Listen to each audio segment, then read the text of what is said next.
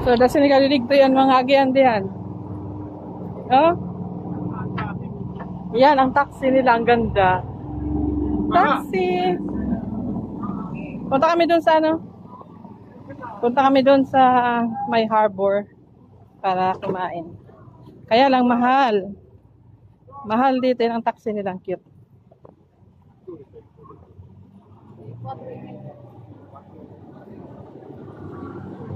Dito lang tayo banda sa may dagat, pero ang pinaka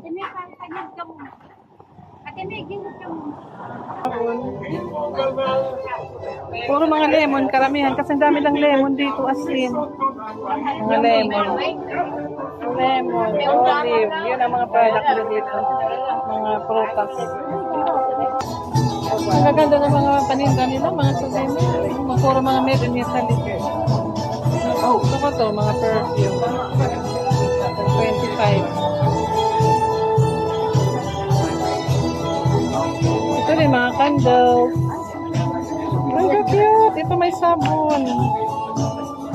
Pag-grab din. Bibili ka ng ano? Tasa? Punta tayo doon. Wala nang Naman, siguro po yung mga papunta yan sa mga hotel nila. Yan. Ay, ito 19. Oh, ang cute. Ano, gusto kong bilhin. Pag 19. Hindi ka na na-factory. Kaya na na-formado mo. Diba naman? Souvenirs din. Gusto bumili ng tasa. Pizza, panini. Dito kami bumili ng mga dessert kahapon. Oo. Doon sa kabila. Ayan. Dito masarap dito ng mga pagkain. Yan o. Pinili lang. Torta caprese.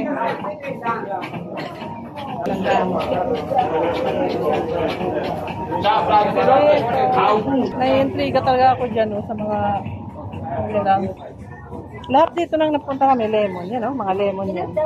Na fresh. Dito kami kumain kagabi. Ako naman, ang napili ko, ito. Ito naman ang na-order ko, Mizzalona Caprese.